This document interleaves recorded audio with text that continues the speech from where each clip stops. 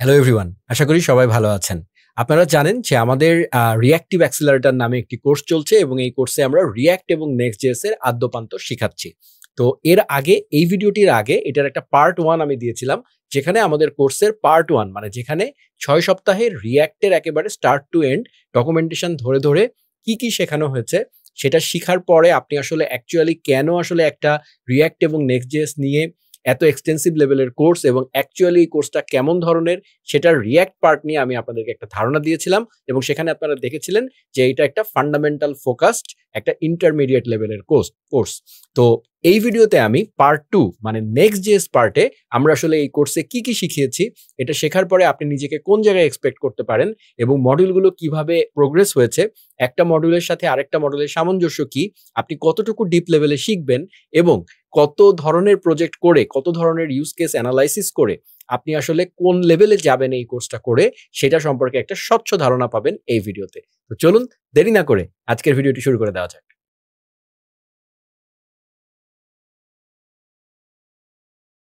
সবার প্রথমে আমি আপনাদেরকে কোর্সের যে ল্যান্ডিং পেজটি আছে সেই পেজটিতে নিয়ে এসেছি। তো এই পেজটি আপনারা লগইন না করেও অ্যাক্সেস করতে পারবেন। আপনারা যদি আমাদের ওয়েবসাইটের হোম পেজে যান, তারপরে যদি আপনারা এই রিঅ্যাক্টিভ অ্যাক্সিলারেটর মেনুতে ক্লিক করেন এবং তারপরে আপনারা যদি এই যে কোর্সের হোম পেজ সেকশনে আসেন, তাহলে এটা হচ্ছে একটা কমপ্লিট হোম পেজ এবং আপনারা যা প্রশ্ন আমাদের সোশ্যাল মিডিয়াতে করছেন, আপনার মাথায় যত ধরনের প্রশ্ন আসা সম্ভব, যেহেতু আমরা এর আগে ৩ টা ব্যাচ রান করেছি, সো আমরা জানি স্টুডেন্টরা কি প্রশ্ন করে।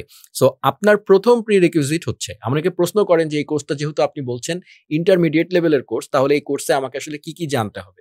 দেখুন, আপনাকে তো আসলে যে জিনিসটা টেকনিক্যালি জানতে হবে সেটা তো আপনাকে আমরা শিখিয়েই দিব। সেটা হচ্ছে রিঅ্যাক্ট এবং নেক্সট.জেএস। কিন্তু এর আগে মানুষ হিসাবে আপনার কিছু বেসিক গুণাবলী প্রয়োজন আছে। এই জিনিসগুলো না থাকলে আসলে কোনো কিছুই হবে না। যেমন ধরেন ফর এক্সাম্পল এরকম একটা ওয়েব পেজ থাকার পরেও, যেমন ধরেন এই ওয়েবসাইটটা দেওয়া আছে। আপনি প্রশ্ন করলেন যে এইখানে কি রিঅ্যাক্ট.জেএস এর লেটেস্ট ভার্সন 19 সম্পর্কে বলা হবে?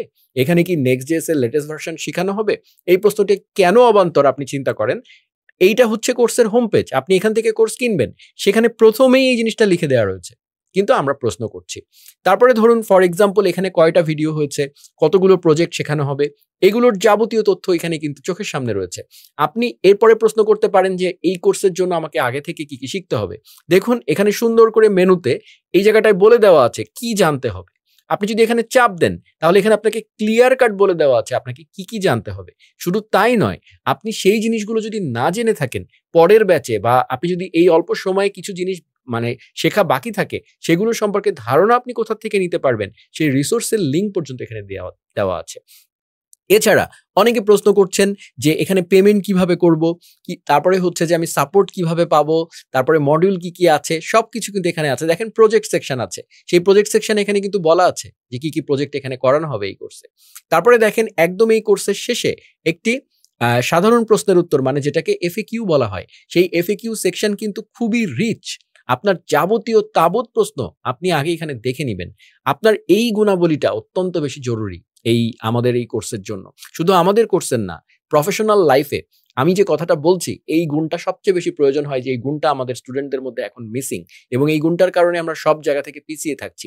সেটা হচ্ছে আপনার সামনে লিখিত রিসোর্স থাকার পরেও আপনি সেটা না পড়ে আপনি সবকিছুকে সোশ্যাল মিডিয়াতে অ্যাজ এ কল সেন্টার চিন্তা করছেন। আমি একটি জিনিস পরিষ্কার করতে চাই, যারা আপনাকে এটলিস্ট লার্ন উইথ সুমিত কোনো লাইভ কল সেন্টার নয়। যদিও আমরা আপনাদেরকে সহযোগিতা করার জন্য প্রশ্নের উত্তর দেই, কারণ প্রশ্নের উত্তর না দিলে আপনারা খুবই খারাপ ব্যবহার করেন। তো যার কারণে আমরা প্রশ্নের উত্তর দেই, কিন্তু এটা আমরা একেবারেই খুশি মনে দেই না। যেই প্রশ্নের উত্তরটা এখানে দেওয়া আছে সেই প্রশ্নটা করাটা আসলে খুবই বোকার মতো কাজ এবং আপনি একজন ছাত্র, আপনি একজন স্টুডেন্ট, আপনাকে এটা পড়ে বুঝেই কিন্তু আগাতে হবে। এবং এই কোর্সটা যদি আপনি বাংলাদেশে না হয়ে, আজকে আমাদের কাছে আপনাদের অ্যাক্সেস আছে। যদি আপনি একটা হার্ভার্ড ইউনিভার্সিটির কোর্স করতেন বা আপনি মেটার একটা কোর্স করতেন, তখন কি আপনি এইভাবে সাপোর্ট পেতেন? কল সেন্টারে ফোন দিতে পারতেন? আপনার যদি ফেসবুক পাসওয়ার্ড ভুলে যান, তাহলে কি আপনি ফেসবুকে ফোন দিতে পারেন? বা আপনি যদি টু ফ্যাক্টর অথেন্টিকেশন এর অ্যাপ ডিলিট করে ফেলেন, তাহলে কি আপনি ফেসবুকে ফোন দিয়ে ঠিক করতে পারেন? পারেন না। শুধু তাই নয়, আপনারা এমনও প্রশ্ন করেন যে আমি একটি এনরোলমেন্ট করার সময় আমার নামটা চেঞ্জ করতে চাই। আমি আমার অ্যাকাউন্টের ইমেইলটা চেঞ্জ করতে চাই। আমি আমার অ্যাকাউন্টের ফোন নাম্বারটা চেঞ্জ করতে চাই। এই জিনিসগুলো কিন্তু কোনো সাধারণ মানুষের ব্যবহার নয়। সো এই কাজগুলো করবেন না কাইন্ডলি। এই ধরনের কাজ করলে আপনারা এই কোর্সটা আসলে আপনার জন্য পারফেক্ট হবে না, এই মানসিকতার মানুষ। এটা সবার ১ম এ বলে নিচ্ছি। সো এইটা হচ্ছে সবচেয়ে বড় প্রিরিকুইজিট যেটা আপনার জানা লাগবে। এছাড়া যেহেতু এখানে Next.js শেখানো হবে, React শেখানো হবে, তাহলে React এবং Next.js এর যা প্রিরিকুইজিট সেগুলো আপনাকে আসলে জানতে হবে। তো সেখানে যদি আমরা আসি, তাহলে এখানে যদি কি জানতে হবে বলি, সবার প্রথমে দেখেন বলা আছে পড়ার অভ্যাস, যেটা আমি এতক্ষণ বললাম। এরপরে বেসিক HTML, CSS বেসিক জানলেই হবে। Tailwind CSS সম্পর্কে আপনার একটা ভালো ধারণা থাকা লাগবে। না জানলে আমার Tailwind CSS এর ক্র্যাশ কোর্স আছে, কমপ্লিট প্লেলিস্ট আছে, সেগুলো একবার চোখ বুলাতে পারেন। ভ্যানিলা জাভাস্ক্রিপ্ট আপনাকে জানতে হবে। ভ্যানিলা জাভাস্ক্রিপ্ট এবং মডার্ন জাভাস্ক্রিপ্ট এই দুটারই প্লেলিস্ট কিন্তু আমার এবং লিঙ্ক করা আছে, এগুলো কিন্তু দেওয়া আছে। সো আপনাকে মডার্ন জাভাস্ক্রিপ্ট সিনট্যাক্স গুলো জানতে হবে। আপনাকে জাভাস্ক্রিপ্টের ডকুমেন্ট অবজেক্ট মডেল সম্পর্কে স্বচ্ছ ধারণা থাকতে হবে। সেই সম্পর্কেও আমার একটা সুন্দর কমপ্লিট প্লেলিস্ট কিন্তু আছে। তারপরে গিট এবং গিটহাব সম্পর্কে আপনার একটা নলেজ থাকা লাগবে এবং VS কোড এডিটর সম্পর্কে আপনার বেসিক ধারণা থাকা লাগবে। এই হচ্ছে বেসিক জিনিস। যেকোনো কাউকে, ওয়ার্ল্ডের যেকোনো কাউকে আপনি প্রিরিকুইজিট গুলো বলেন এবং বলেন আমি একটি React এবং Next.js এর কোর্স করতে চাচ্ছি, এগুলো কি ঠিক আছে? দেখেন তারা কি বলে। এগুলো হচ্ছে একেবারে ABCD যেটা আপনার শেখায়। এইগুলো হলে আপনি এই কোর্সের জন্য উপযুক্ত। এবার আসছি, যেহেতু এই কথাগুলো বারবারই বলেছি, এই কথাটা বলে এবার আমি অ্যাকচুয়াল যে কনটেন্ট কোর্স সেখানে আমি আসতে চাচ্ছি যে অ্যাকচুয়ালি আমরা আসলে কিভাবে কোর্সটা করছি, Next.js পার্টে কি করছি। তো React পার্ট নিয়ে এর আগের ভিডিওতে করেছিলাম, সেটা ভিডিও ডেসক্রিপশনে দেওয়া থাকবে এবং এখানে কার্ডেও লিঙ্ক করা থাকবে, আপনারা React পার্টটা দেখে নিতে পারেন। এখন আমরা Next.js পার্টটা নিয়ে কথা বলব। তো সেজন্য আমি কোর্স অ্যাক্সেস করুন এই বাটনটাতে চাপ দিলাম। আপনি একজন ছাত্র হিসেবে যখন এনরোল করবেন, তখন আপনারা এরকম ইন্টারফেস দেখতে পারবেন। এখন আপনারা কিন্তু এখানে একটা কালো বক্স দেখতে পাচ্ছেন হয়তো, কারণ আমি এখন আমাদের ভিডিওগুলো স্ট্রংলি প্রোটেক্ট করা, যেহেতু আমি এখানে স্ক্রিন রেকর্ড করছি, যার কারণে আপনি ভিডিওটা দেখতে পাবেন না। আমিও এই কারণে দেখতে পাচ্ছি না। কিন্তু অ্যাজ এ স্টুডেন্ট আপনি যখন লগ ইন করবেন, এখানে কিন্তু ভিডিওগুলো প্লে হবে। ডান পাশে এখানে পুরা কোর্সের মডিউল লেসন বাই লেসন এখানে কিন্তু লিস্ট করা আছে। বাই দ্য ওয়ে, আপনি যদি একজন স্টুডেন্টও না হন, আপনি যদি এই কোর্সে ধরেন, ফর এক্সাম্পল আমি এখানে লগ আউট করলাম, ঠিক আছে? তারপরে আমি এই পেজে এসেছি। আমি এখানে যদি কোর্সের বিস্তারিততে চাপ দেই, তারপরে যদি আমি এখানে কিভাবে এনরোল করবেন এখানে আসি, তাহলেই কিন্তু আমার জন্য এই কোর্স প্লেয়ারটা অন হয়ে যাবে। এবং দেখেন আমি কিন্তু লগ ইন করা নাই, তবুও কিন্তু আমি লিস্টগুলো, মডিউল কি লেসন আছে সব কিন্তু একদম স্টেপ বাই স্টেপ দেখতে পাচ্ছি। সো আমি আপনাদেরকে একদম লগ আউট অবস্থায় দেখাচ্ছি এবং সেখানে এই 6 নাম্বার মডিউল পর্যন্ত আমি আগের ভিডিওতে দেখিয়েছিলাম যেখানে কি করানো হচ্ছে। মডিউল 7 থেকে 7ম সপ্তাহ থেকে আমরা Next.js শুরু করব। মজার ব্যাপার হচ্ছে মডিউল 6 পর্যন্ত Next.js এর কোর জিনিস হচ্ছে React.js। React.js এর ফান্ডামেন্টাল এত বেশি স্ট্রং করা হয়েছে এবং এই 6টা মডিউল করতে গিয়ে আপনি 6টা অ্যাসাইনমেন্ট, 6টা প্রজেক্ট করার পরে আপনার React-এর উপরে কনফিডেন্সটা এত বেশি বেড়ে গেছে যে এই পার্টটা আপনার কাছে পানি ভাত হয়ে যাবে। এটা কিন্তু আমার কথা নয়, এটা হচ্ছে আপনারা যদি আমাদের আগের ব্যাচের কোনো স্টুডেন্টের সাথে কথা বলেন, তাহলে দেখবেন তারাও এই কথাটা বলবে যে Next.js পার্টটা একদমই ইজি মনে হয়েছে, কারণ এই পার্টটা এত সুন্দর। এবং Next.js পার্টের মানে মেইন জিনিসই হচ্ছে React.js। Next.js হচ্ছে একটা ফ্রেমওয়ার্ক React.js এর, যার কারণে আমরা কিন্তু কোথায় জাস্ট সরিয়ে নড়িয়ে এখানে ওখানে কিছু রুলস অ্যান্ড রেগুলেশন ফলো করে React কোডই লিখব।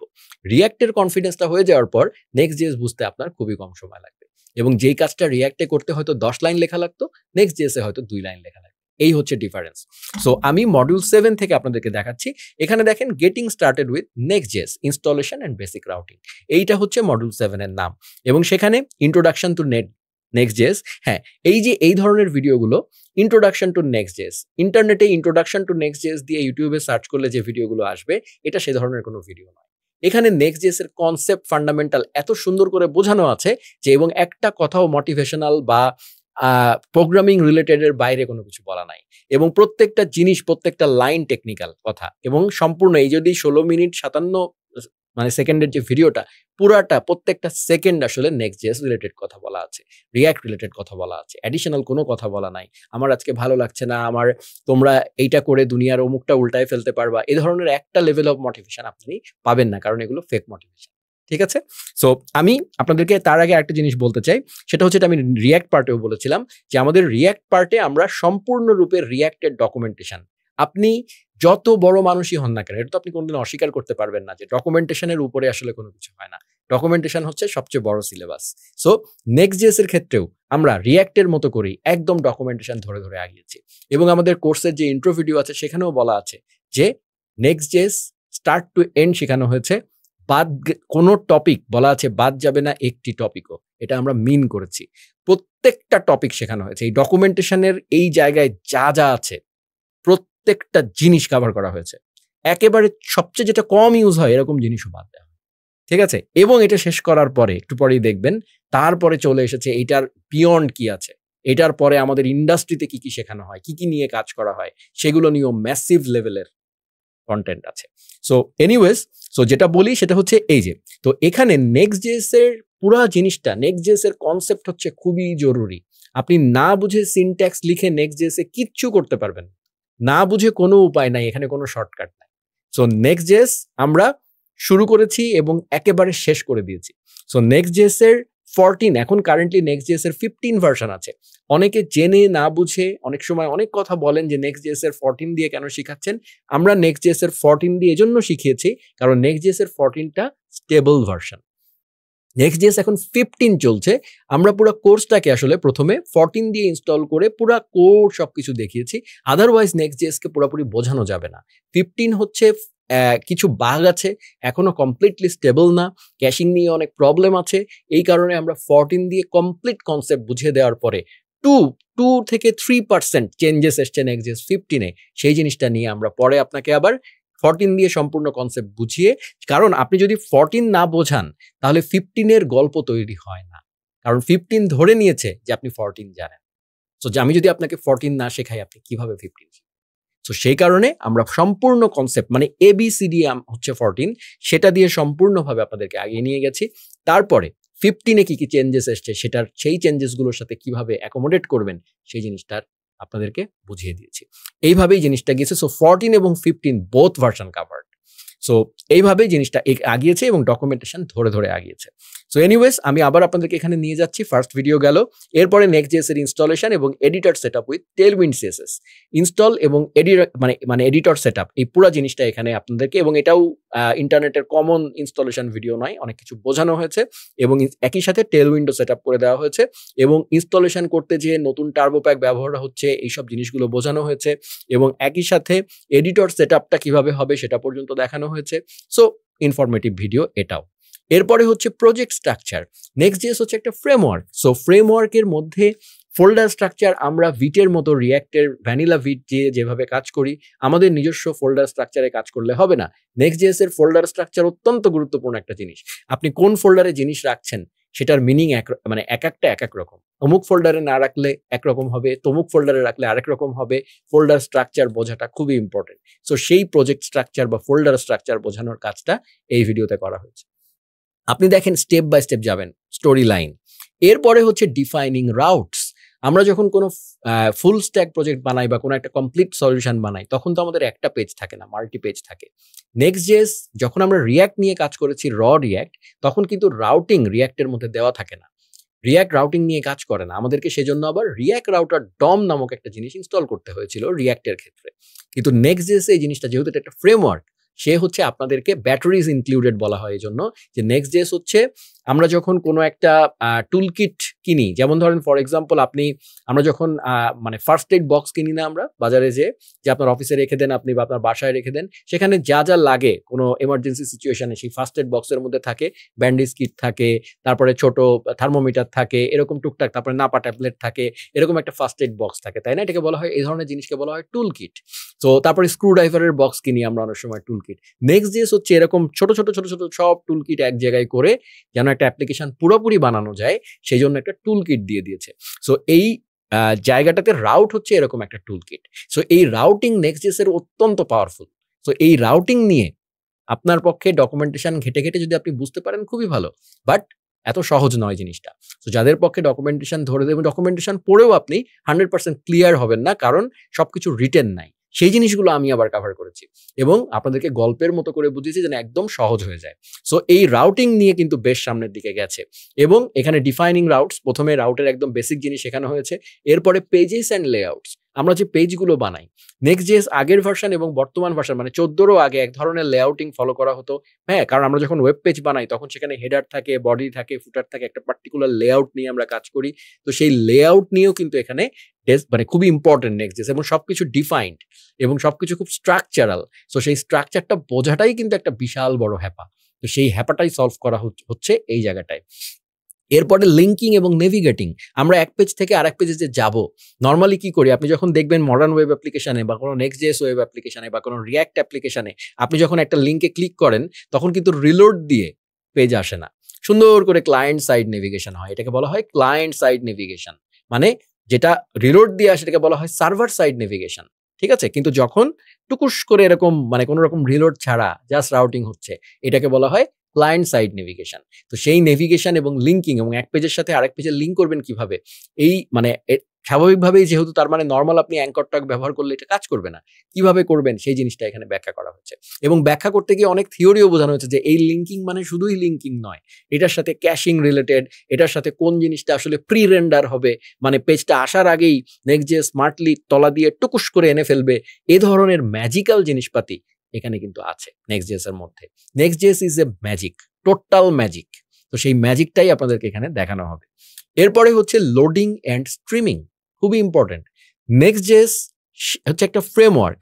প্রথম আপনারা ফেস করতে থাকবেন এই জায়গা থেকে এসে যে আপনি যে রিয়্যাক্ট এর আগে শিখেছিলেন সেই রিয়্যাক্টের কোডগুলো সবই ব্রাউজারে কাজ করে বা ক্লায়েন্ট সাইডে কাজ করে, কিন্তু নেক্সট.জেএস এর হাইব্রিড অ্যাপ্রোচে কাজ করে। কিছু অংশ ক্লায়েন্টে কাজ করে, কিছু অংশ সার্ভারে কাজ করে। অনেকে আছেন, অনেক ইন্ডাস্ট্রিতে আমি প্রচুর সিনিয়র ডেভেলপার আমার কলিগ সার্কেলেও আমি বোঝার চেষ্টা করেছি যে ওনারা আসলে অ্যাকচুয়ালি হাতড়িয়ে বলেন, ট্রাই করে দেখেন, টুকুস করে একটা কম্পোনেন্ট লেখেন, লিখে কনসোল লগ দিয়ে টেস্ট করে দেখেন যে এটা কি ক্লায়েন্টের রেন্ডার হইলো নাকি এটা সার্ভারের রেন্ডার হইলো। কারণ তাদের কোনো কনসেপচুয়াল ধারণা না থাকার কারণে তারা জানেনই না যে অ্যাকচুয়ালি কম্পোনেন্টটা আসলে আগে থেকেই নিজে অ্যাজ এ প্রোগ্রামার, আপনি তো একজন আর্কিটেক্ট, আপনি যদি আপনার কোড দেখে রান না করিয়ে বুঝতে না পারেন যে এটা আসলে কি হইলো, এটা কোথায় কি হবে, প্রেডিক্ট যদি না করতে পারেন, তাহলে আপনি কোনো প্রোগ্রামারই না। আর বর্তমান সময়ে যদি এই অবস্থা হয় তাহলে আপনার থেকে চ্যাটজিপিটি অনেক ভালো প্রোগ্রামার। সো আপনাকে কিন্তু ওই জায়গাটা ছাড়াতে হবে এখন। সো আপনার মাথায় অবশ্যই পাওয়ারফুল হতে হবে, তার জন্য লাগবে কনসেপ্ট, তার জন্য লাগবে ফান্ডামেন্টালস। সো এই জায়গাটায় এই কোর্স করার পরে বা এইভাবে নেক্সট.জেএস বোঝার পরে আপনি আনপ্রেডিক্টেবলি হাতড়ে কিছু করতে হবে না। আপনি ইন্টারভিউতে সুপার কনফিডেন্ট থাকবেন, আপনি নেক্সট.জেএস এর বস হবেন। সো এই লোডিং এবং স্ট্রিমিং চলে আসছে, কারণ যেহেতু আমি বললাম সার্ভারকে নিয়ে আসলাম, সো তার মানে কি সার্ভার থেকে কিছু অটোমেটিক টুকুস করে আসতে থাকবে। সার্ভার থেকে আসতে গিয়ে তো ডেফিনেটলি একটু লোডিং হবে, সেই লোডিংগুলো আপনাকে ম্যানুয়ালি লিখতে হবে না। নেক্সট.জেএস এ সুন্দর করে ফোল্ডার স্ট্রাকচার আমরা এমনভাবে করব যেন ওই ফোল্ডার স্ট্রাকচার জায়গা মতো ঠিকঠাক করে করতে পারলে, কনভেনশন ফলো করলে সবকিছু ম্যাজিকের মতো নেক্সট.জেএসই করবে। সো আমরা রিয়্যাক্ট দিয়ে সম্পূর্ণরূপে জিনিসগুলো শিখবো, কিভাবে কি হয়। নেক্সট.জেএসে যে আমরা দেখবো হায় আমি এত কষ্ট করে শিখলাম, এগুলো তো এত সহজে করা যাচ্ছে। নেক্সট.জেএস বিহাইন্ড দ্য সিন আপনাকে ওয়ার্কারের মতো সেগুলো করে দিবে। এখন প্রশ্ন হচ্ছে তাহলে আমার রিয়্যাক্ট শেখার দরকার কি? এখানেই আপনাদের সবচেয়ে বড় ব্লান্ডারটা। আপনি যদি রিয়্যাক্ট না শেখেন তাহলে আপনি চ্যাটজিপিটি।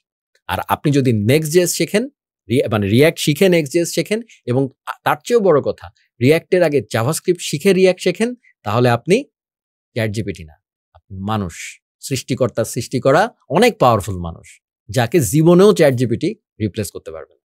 এটা আপনাদেরকে আমি গ্যারান্টি দিয়ে বলছি আজকে। সো এই জায়গাটায় যে যাওয়ার জন্য যেই ফান্ডামেন্টাল প্রয়োজন সেটা আপনি এখানে পাবেন। এরপরে আসছে এরর হ্যান্ডেলিং।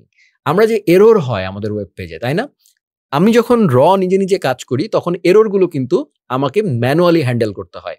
নেক্সট.জেএসে সুন্দর করে আমরা জাস্ট কিছু ফর্মুলা ফলো করলে, জায়গা মতো জিনিসপাতি জাস্ট এইভাবে স্ট্রাকচার করে রাখলে, ফাইলের নামটা এটা দিলে প্রপারলি এরর হ্যান্ডেলিং নেক্সট.জেএসই করবে। সো আপনার মূল গোল হবে, আপনি জানেন you have design the application, আপনি জানেন আপনি শুধু নেক্সট.জেএসকে আপনি কি বলবেন বলেন তো, অর্ডার করবেন, নেক্সট.জেএস আপনার কাজ করবে। সেই অর্ডারের জায়গায় যেতে হলে মনিব হইতে গেলে, ভৃত্য না মনিব হইতে গেলে আপনাকে বুঝতে হবে, তাই না? তা না হলে নেক্সট.জেএস কিন্তু আপনার কথা শুনবে না। যেমন আপনি যদি ঘোড়ার উপরে ওঠেন, ঘোড়া কিন্তু তার পিঠের উপরে আরোহী বসার সাথে সাথে বুঝতে পারে যে সে কি তার মনিব, মানে সে কি তাকে চালাতে পারে নাকি ঘোড়া নিজে তাকে চালাবে। ঠিক আছে, এইটা কিন্তু ঘোড়া ইনস্ট্যান্টলি তাদের ইনস্টিংক্ট দিয়ে বুঝে ফেলে, এবং যদি বোঝে যে এই লোক আসলে আমাকে চালাতে পারবে না, একদম উল্টায় ফেলে দেয়। ঠিক আছে, সো সেই ঘটনাটা এখানেও সত্যি। ঠিক আছে, আপনাকে হতে হবে প্রপার চালক। এরপরে আসছে দেখেন রাউট গ্রুপস। আমরা যে রাউটিং করব সেই রাউটিং গুলোর মধ্যে আবার অর্কেস্ট্রেশন করব, রাইট?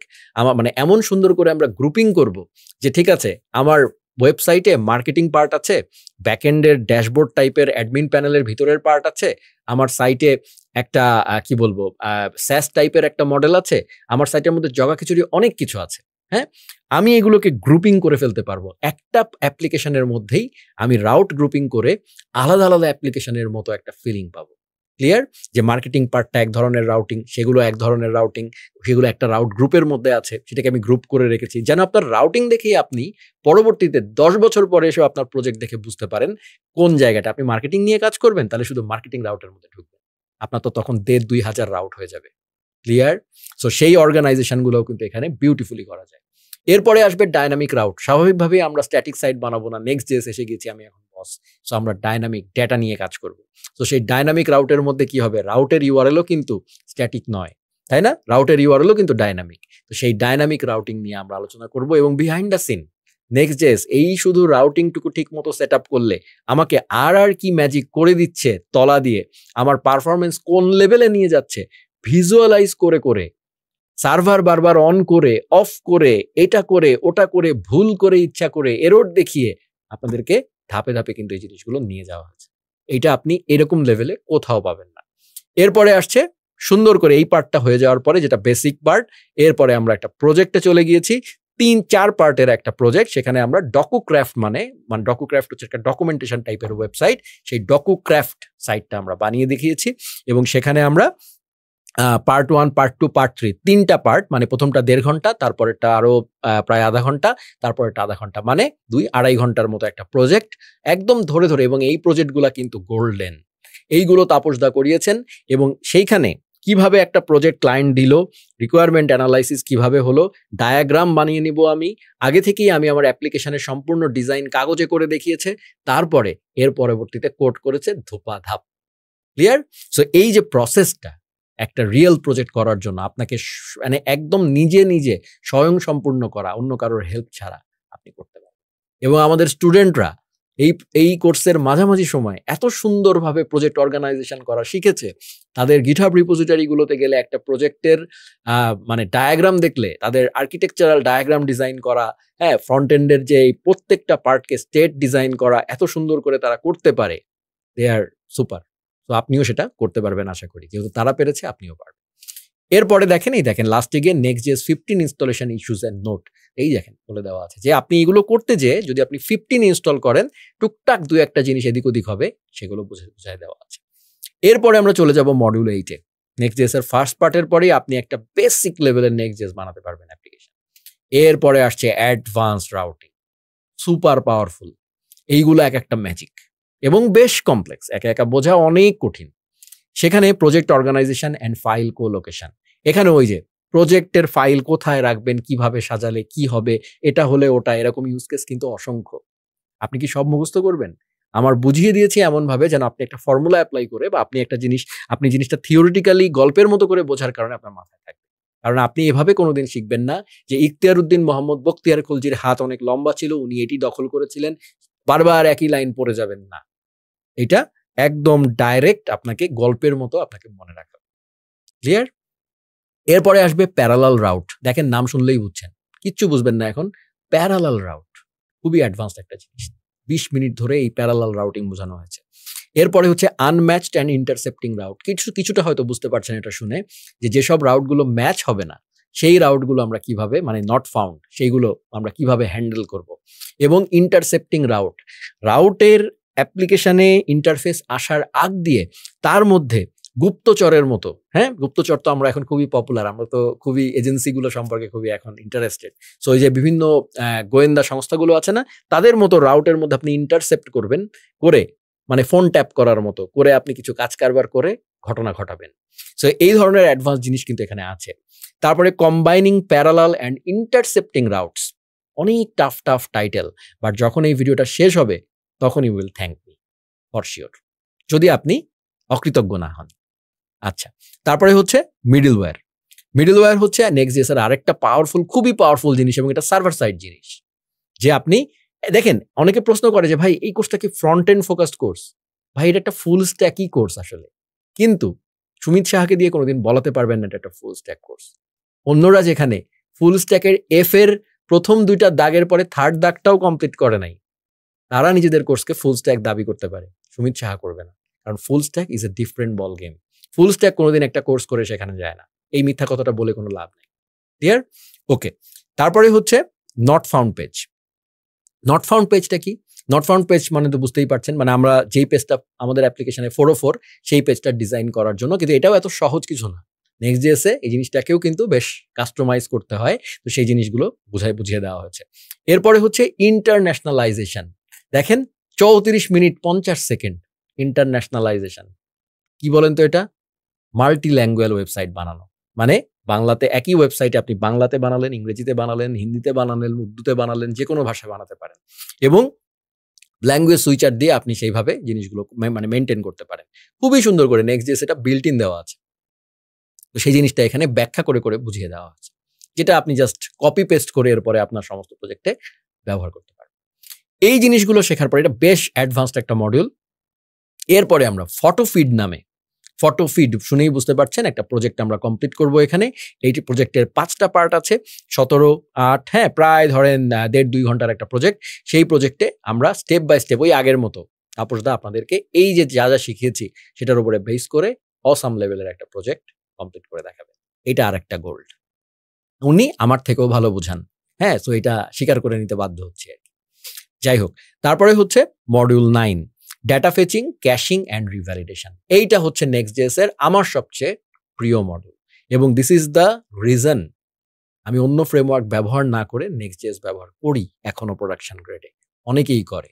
নেক্সট.js এর কোর বিউটি হচ্ছে এই জায়গাটায়, data fetching, caching and revalidation. আমরা যখন সার্ভারে কোনো কিছু করি বা আমরা যখন কোনো অ্যাপ্লিকেশন বানাই, আমাদের ডাইনামিক প্রজেক্টে মেইন কাজই হচ্ছে সার্ভার থেকে ডেটা নিয়ে আসা, ডেটাবেস থেকে ডেটা নিয়ে আসা, মানে ডেটা ফেচ করা। সেটা কোনো এপিআই থেকেও হতে পারে। নিয়ে এসে তারপরে আমরা কি করি, যেহেতু এই কাজটা আমরা কন্টিনিউয়াস করতে থাকবো, তাহলে একই রিকোয়েস্ট যেন বারবার না যায়, সেজন্য অ্যাডভান্স লেভেল পারফরমেন্স অপটিমাইজেশনের ক্ষেত্রে আমরা ক্যাশিং করি। সেগুলো সব বিল্ট ইন ভাবে নেক্সট.js এ দিয়ে দেওয়া আছে। আমাকে ম্যানুয়ালি একটু একটু করে এগুলো বানাতে হবে না। কিন্তু জিনিসগুলো তো সহজ নয়। আপনি যদি নেক্সট.js না বোঝেন, চ্যাটজিপিটিকে বললেন ভাই আমাকে একটি রাউট বানিয়ে দাও, সেখানে ক্যাশ হবে, চ্যাটজিপিটি আপনাকে দেবে ঠিকই, মানে কাজ করতে পারবেন। ঠিক আছে?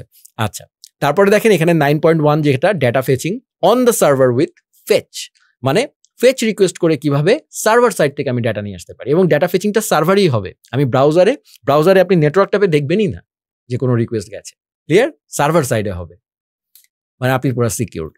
Data fetching on the server and client, আগের বারে ছিল শুধু সার্ভার, এবং বলছে অন দ্য সার্ভার এবং client with third party libraries and route handlers. অনেকভাবে করা যায়, তার মধ্যে আগের বারে শুধু সার্ভারে করেছিলাম, এরপরের বারে দেখেন সার্ভার এবং ক্লায়েন্টে, এবং আগের বারে এক্সিওস দিয়ে করিয়েছি, ফেচ দিয়ে করিয়েছিলাম। এইখানে আমরা third party library like Axios দিয়ে আমরা করে দেখিয়েছি, এবং একই সাথে রাউট হ্যান্ডলার যেটা হচ্ছে রেস্ট এপিআই বানানোর জন্য নেক্সট.js এর ব্যাকএন্ড সলিউশন, সেটাও কিন্তু এখানে কভার করা হয়েছে। নেক্সট.js এর বললাম তো আগা মাথা গোড়া সব আছে, সো এখানে ব্যাকএন্ড আছে। ঠিক আছে? সো যারা কনফিউজড, আশা করি এই ভিডিওর পরে বুঝতে পারবেন। কিন্তু আমি সামনে কোনোদিনও বলবো না এটা full stack course. Full stack course বললে বাংলাদেশের কুতুব ভাইরা এমনি আমার পিছনে লেগে আছেন, শুধু শুধু কাউকে চামচে তুলে কথা বলার সুযোগ করে দিতে চায়। ঠিক আছে? আপনি ছাত্র হিসাবে আপনি বুঝে নেবেন আপনার কি লাগবে। Server action, introduction and example with MongoDB database. কি বুঝতে পারছেন? আপনি ব্যাকএন্ডে ঢুকে গেছেন। সো সার্ভার অ্যাকশন হচ্ছে নেক্সট.js এর মোস্ট পাওয়ারফুল, নেক্সট 15 বা 14 থেকেই আছে। এটা হচ্ছে যেমন ধরেন ফর এক্সাম্পল একটা ছোট্ট ম্যাজিকের কথা, আমরা যখন ফর্ম নিয়ে ডিল করি, তাই না? ওয়েব পেজে প্রচুর ফর্ম নিয়ে ডিল করি। ফর্মে কি করি আমরা? ফর্মে আমরা ইনপুট বক্সে কিছু লিখি, বড় একটা ফর্ম, সাবমিট বাটনে চাপ দেই। আমরা হয়তো একটা এপিআই রিকোয়েস্ট করি আমার ব্যাকএন্ড সার্ভারকে। ঠিক আছে? এইভাবে জিনিসটা ঘুরে আসে। নেক্সট.js এইসব কিচ্ছু করা লাগবে না। আপনি ওই জায়গায় বসে ওই ক্লায়েন্ট ওই ফর্মের মধ্যেই, হ্যাঁ, ওই ফর্মের মধ্যেই আপনি একটা ফাংশনকে কল করে এই কাম সেরে ফেলতে পারবেন, এবং সেই ফাংশনটা সিকিউরলি আপনার সার্ভারে কল হবে।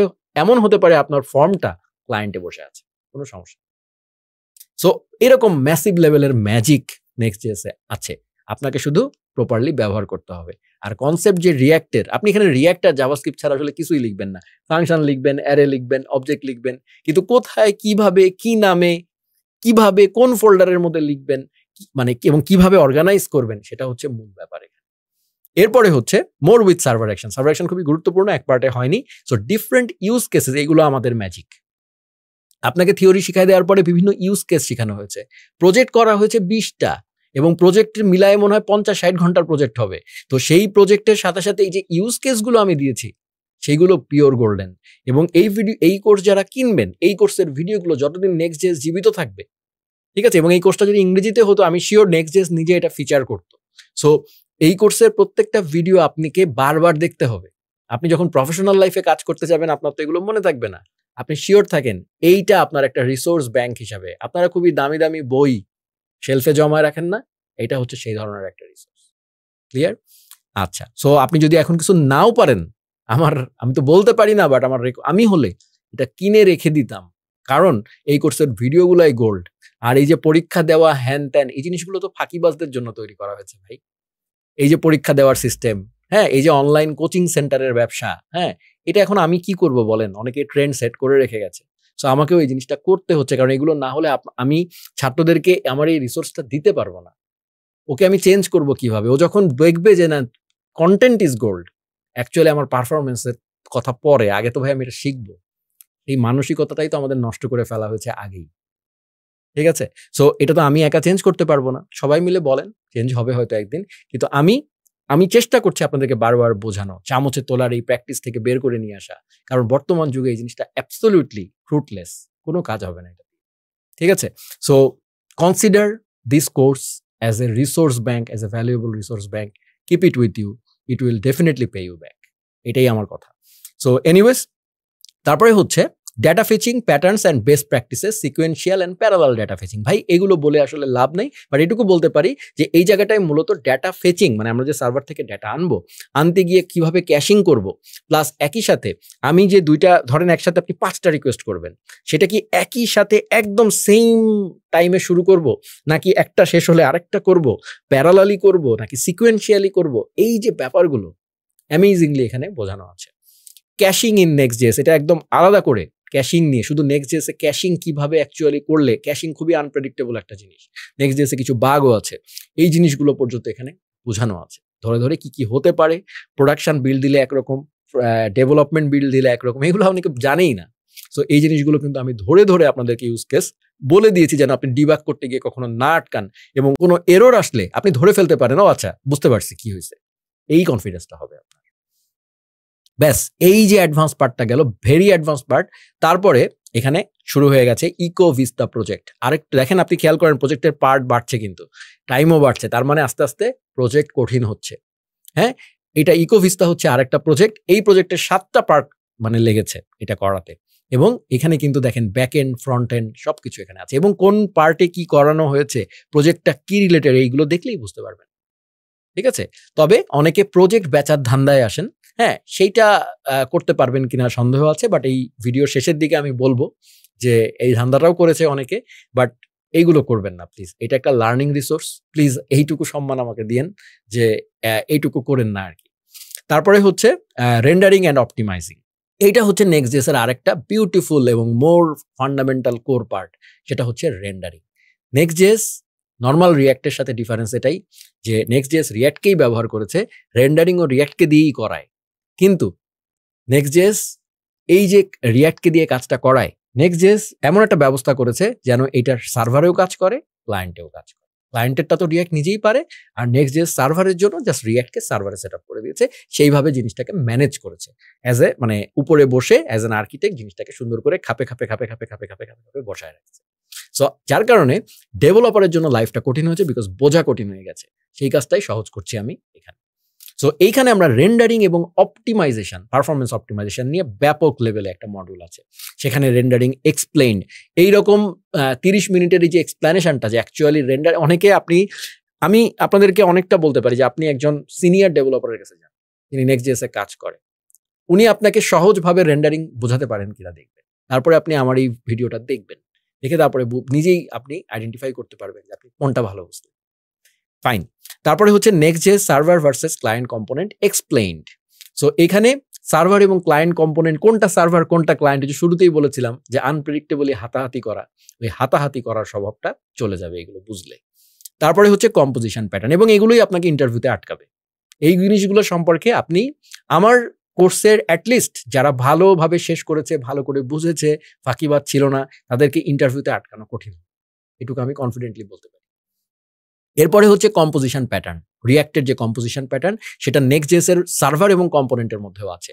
আপনি কোন কম্পোনেন্টের মধ্যে কোন কম্পোনেন্ট রাখবেন সেটাও ডিজাইনটা যদি সুন্দর হয় তাহলে আপনার পারফরম্যান্স ভালো হইতে পারে, আপনার অ্যাপ্লিকেশনের ম্যানেজেবিলিটি বাড়তে পারে। সেই প্যাটার্নগুলো ডিজাইন প্যাটার্ন বলা হয় এটাকে, সেই ডিজাইন প্যাটার্নগুলো এখানে ইনবিল্ট আছে।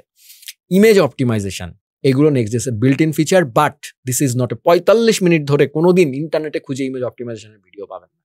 বাট এইখানে যখন ইমেজ অপটিমাইজেশনের ভিডিও দেখবেন, যদি ওই 45 মিনিট আপনার ব্যর্থ হয় আপনি আমাকে বলবেন, আমি আপনার টাকা ফেরত দিয়ে দিব। তবে হ্যাঁ, পুরা কোর্সের টাকা ফেরত দিব না। টোটাল যে কটা ভিডিও আছে, হ্যাঁ, প্রত্যেকটা ভিডিওকে আমি টোটাল প্রাইস দিয়ে ভাগ করে এই একটা লেসনের যে প্রাইস হয় ওই টাকাটা ফেরত দিয়ে দিই, যেহেতু ভিডিওতে বললাম। এরপরে আমি শিওর এটাও অনেকে নোট করে রাখবেন এবং টাকা ফেরত যাবেন। ফাইন। তারপরে হচ্ছে ফন্ট অপটিমাইজেশন। ফন্ট অপটিমাইজেশন নিয়েও ম্যাসিভ লেভেলে বলে দেওয়া আছে, প্রতিটা পয়েন্ট বলে দেওয়া আছে। অনেকে আছে ইন্টারনেটে টিউটোরিয়াল দিয়ে দেন, হ্যাঁ এইভাবে ফন্ট এমবেড করতে হয়, শেষ, একটা ইউজ কেস দেখা ছেড়ে দেয়। দিস ইজ নট একটা ইউজ কেস দেখানো কোর্স।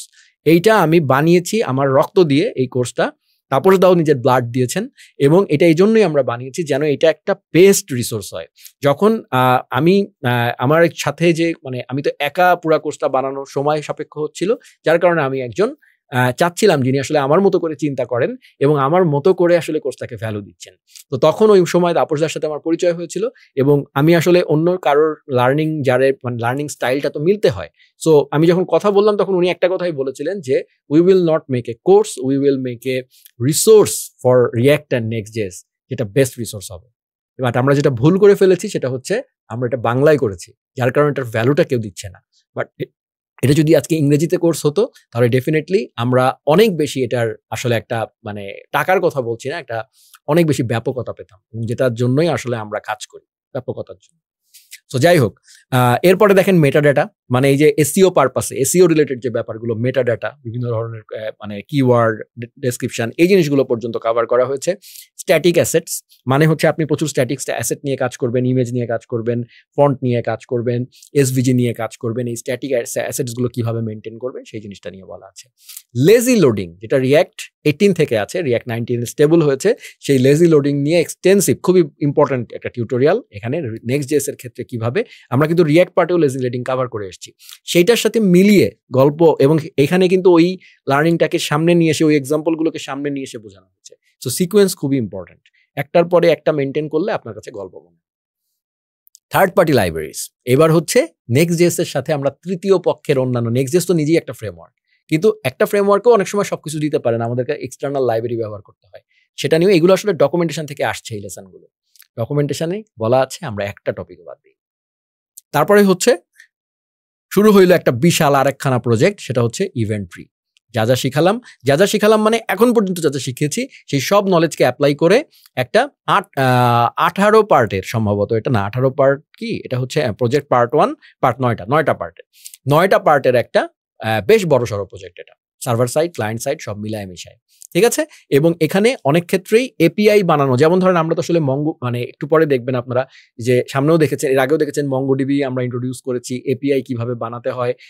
হ্যাঁ, ডেফিনেটলি আমরা যেহেতু এটা মঙ্গোডিবি কোর্স না, সো স্বাভাবিকভাবে মঙ্গোডিবি নিজেই একটা বিশাল কোর্স হতে পারে, সো ওটা তো সম্ভব না। কিন্তু একজন as a front end developer আপনি, বা একজন ফ্রন্ট এন্ড ইঞ্জিনিয়ার হিসেবে আপনি যেন নেমে অ্যাটলিস্ট একটা ডাটা, স্মল স্কেলের একটা ডাটাবেস রিলেটেড কাজও করতে পারেন, বা অ্যাটলিস্ট জানেন সার্ভার সাইডে ডাটাবেস থেকে ডাটা কিভাবে ফেচ করা হয়, কিভাবে একটা কমপ্লিট প্রজেক্টের প্রত্যেকটা ডট কানেক্ট হয়, সেটা কিন্তু আপনি করে ফেলতে পারছেন।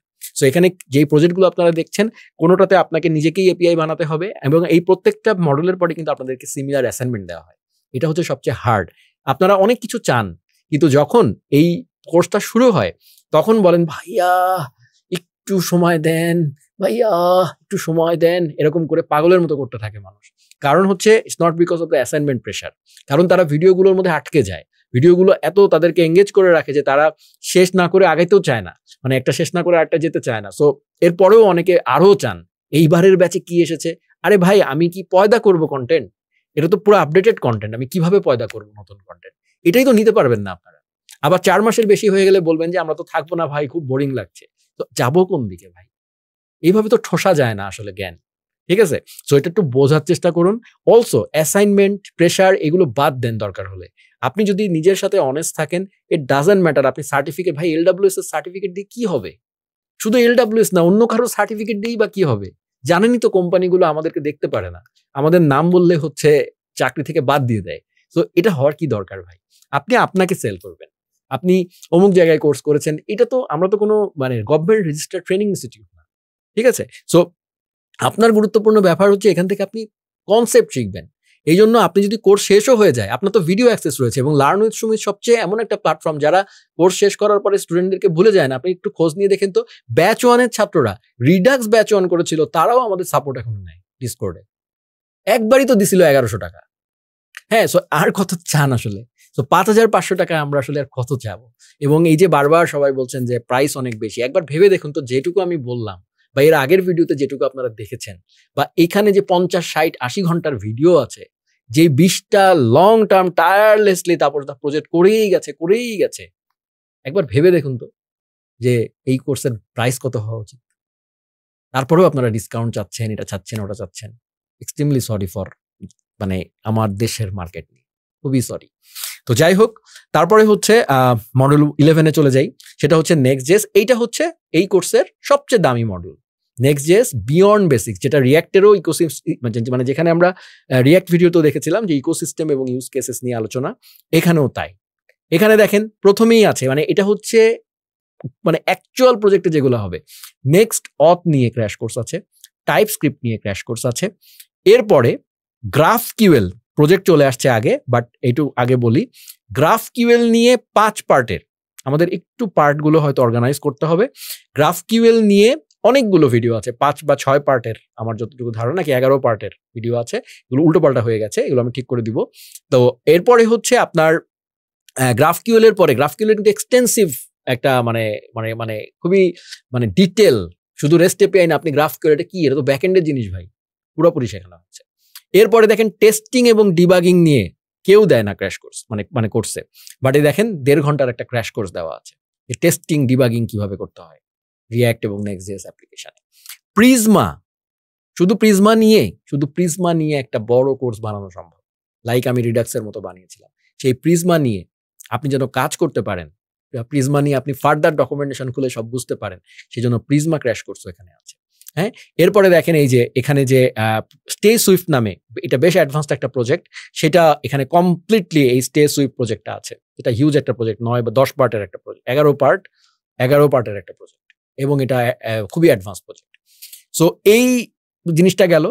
এরপরে আসবে মডিউল 12, এইটা হচ্ছে সবচেয়ে এক্সপেন্সিভ মডিউল। কেন এক্সপেন্সিভ মডিউল সেটা আমি বলবো। এটা হচ্ছে একটা কোর্সে আমরা যা যা শিখেছি তার উপরে বেস করে একটা ইন্ডাস্ট্রি স্ট্যান্ডার্ড প্রোডাকশন গ্রেডের একটা LMS system, Educonnect, learn with Sumit প্ল্যাটফর্মের মতো।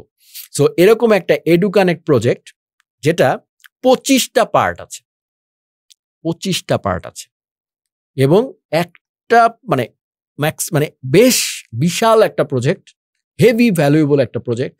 একটা এর মধ্যে পেমেন্ট ইন্টিগ্রেশন থেকে শুরু করে অথেন্টিকেশন, অথরাইজেশন, যা যা লাগে সবকিছু ডিটেইল করে দেওয়া আছে। এইবার আসি কেন এটাকে বললাম খুবই ভ্যালুয়েবল। আপনারা তো 5500 নিয়ে আছেন, আমাদের একজন সম্মানীয় ছাত্র, উনি এই কোর্সটা কিনেছেন 5500 টাকা দিয়ে। কিনে উনি অত্যন্ত স্মার্ট, উনি আমার মতো বোকা নন, উনি অনেক স্মার্ট, উনি এটা সম্পূর্ণরূপে বুঝেছেন। বুঝে উনি পুরা আমি ঠিক যেভাবে বুঝিয়ে গেছি, ঠিক যেই এটার যে টেমপ্লেটটা, এটা এত সুন্দর, যেটা আমাদের নিজের হাতে বানানো টেমপ্লেট, সেই টেমপ্লেট এবং অন্যান্য জিনিসপাতি নিয়ে উনি এই সম্পূর্ণ জিনিসটাকে জাস্ট বাংলা থেকে ইংরেজিতে ট্রান্সলেট করে উনি একটি কোর্স বানিয়ে ফেলেছেন। এক্স্যাক্টলি আমাদের ডিজাইন, আমাদের সবকিছু, আমাদের বোঝানোর স্টাইল সবকিছু নিয়ে উনি একটি complete project start to end উনি একটি ইংলিশ কোর্স বানিয়ে ফেলেছেন। সেটা উনি ইউডেমিতে আপলোড করেছেন, এবং উনি প্রায় $18,000 মতো স্টিল তার সেলস দেখে আসলাম। সুমিত সাহা একটা বারের জন্য বলেনি যে এটা আপনি কি করলেন, কোনদিন জানতেও যায়নি, কারণ আমাদের স্টুডেন্ট ঠিক আছে করছে, করুক, আপনারাই ভেবে দেখুন।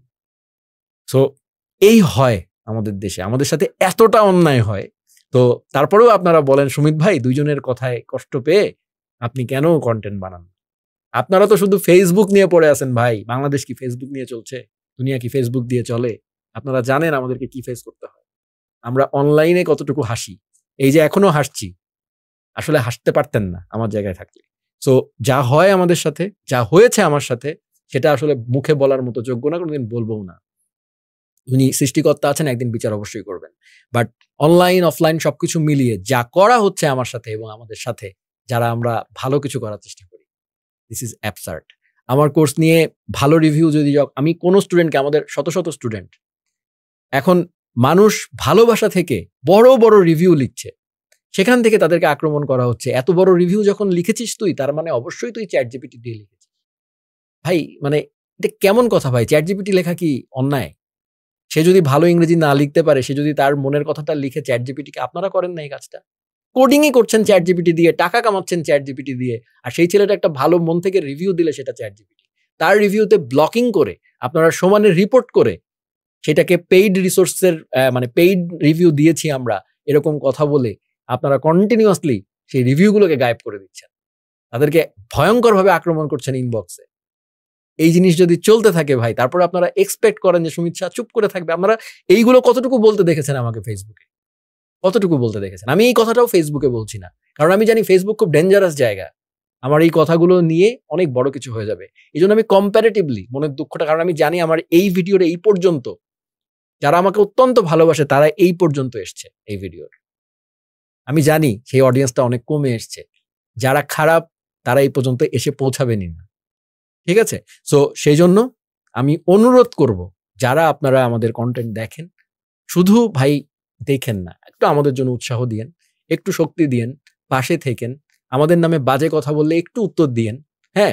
বা আমরা খুবই ভদ্র ভাষায় উত্তর দিন, আর সহ্য করতে না পারলে দিতে হবে না, কিন্তু এইটা অ্যাটলিস্ট বলবেন না যে সুমিত ভাই অযাচিতভাবে আপনি ব্যবসা করার জন্য খালি আসেন, তারপরে আপনি ইউটিউবে ইনঅ্যাক্টিভ হয়ে যান। এই ব্লেমটা আমাদেরকে দিবেন, আমাকে অ্যাটলিস্ট দিবেন। এটা আমার অনুরোধ থাকবে। কারণ যে প্রেশার, যেই সবকিছু নিয়ে আপনি পারবেন। আপনি একটা কোর্স করার সময় আপনি একবার চিন্তা করেন তো, আপনারা কোর্সের টাইম লাইনের সময় আপনারা বলেন আমি দিনে কত ঘন্টা সময় দিলে আমি এই কোর্সটি করিতে পারিব। একদম ইয়াং আপনার একটা ছেলে, আমি 40+ একটা মানুষ। আমি তো প্রায় জীবনের শেষের দিকে। আমার প্রোডাক্টিভিটি তো আপনাদের থেকে অনেক কম। শারীরিক সক্ষমতাও আপনাদের থেকে অনেক কম। আপনারা ইয়াং ব্লাড। আপনারাই সময় দিতে ম্যানেজ করতে পারেন না। ভার্সিটি আছে ভাই। আমার ২ টা কোম্পানি চলে। আমার ফ্যামিলি আছে, বাচ্চাকে ঘুম পাড়াই আমি, খাওয়াই আমি, তাদেরকে ফ্যামিলিকে সামলাচ্ছি আমি। একটা কোম্পানিতে অ্যানালাইজেশনে ১৫০ মানুষ আছে। তাদের বেতন দিচ্ছি, মানে দেওয়াচ্ছি আমি, ম্যানেজ করছি আমি। দৌড়াচ্ছি এখান থেকে ওখানে, ওখান থেকে ওখানে। তারপরে আবার ভিডিও বানাচ্ছি, পড়াশোনা করছি। রাতে হয়তো ঘুমাচ্ছি অনেক কম। কিন্তু যেটাই করছি, আমি তো স্টিল করে যাচ্ছি। তো আপনারা কত এক্সপেক্ট করেন আমাদের কাছে আর? একটু নিজের বিবেককে প্রশ্ন করবেন। যদি বিবেক জাগ্রত হয় তাহলে উত্তর দিন। ঠিক আছে? সো আশা করি আমি অনেক কথা বলে ফেললাম, মনের অনেক কষ্ট ছিল সেটা ঝেড়ে ফেললাম, যেটা এই ভিডিওতে আসলে উদ্দেশ্য ছিল না। Sorry for that. আশা করি যারা এই কোর্সটি করবেন, শুধু একটা কথাই বলবো, যারা এই কোর্সটি করবেন ঠকবেন না। এবং আমার কোনো ছাত্রকে কোনোদিন বলতেও শুনবেন না যে তারা আমার কোর্স করে ঠকে গেছে। কোনোদিন শুনেছেন সুমিতের কোর্স করে কোনোদিন ঠকেছে? কেউ যারা অনেক ঘৃণা করে তারাও এটলিস্ট এই কথাটা বলতে পারে না। কারণ তারা এটা মানে বলে সামলাতে পারবে না, এইজন্য বলতে পারে। কিন্তু এরকম আকাম কুকাম করে যায় আমার পিছন দিয়ে, সামনে আসতে পারে না। সো যাই হোক ভাই, আপনারা আমার জন্য দোয়া করবেন। আশা করি ভালো কিছু হবে। সবকিছু পজিটিভ দিকে একদিন অবশ্যই যাবে।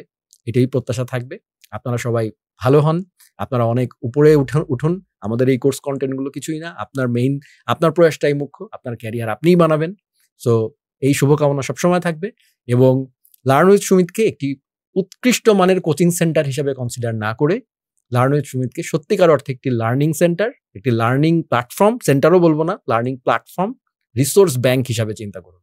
যেটা প্রোগ্রামার ফোকাসড, মোটিভেশন ফোকাসড না, সত্যি কথা বলতে ফোকাসড এবং যেটা কাজে লাগে সেই জিনিসটা নিয়ে ফোকাসড। সো এটাকে একটি কল সেন্টার বা এটিকে একটি কোচিং সেন্টার বানিয়েন না কাইন্ডলি। এখানে ওয়েবসাইটটা যদি আপনারা ঘাটেন, বাংলাদেশের কোনো ওয়েবসাইটে এত প্রশ্নের উত্তর, এত রিসোর্স, এত তথ্য জাস্ট দেওয়া নাই। এটুকু একটু দেখবেন। তারপরে নিজের বিবেককে প্রশ্ন করবেন যে এই প্রশ্নটা আমি কেন কল সেন্টারে ফোন করে জিজ্ঞেস করলাম। ঠিক আছে? ধন্যবাদ সবাইকে।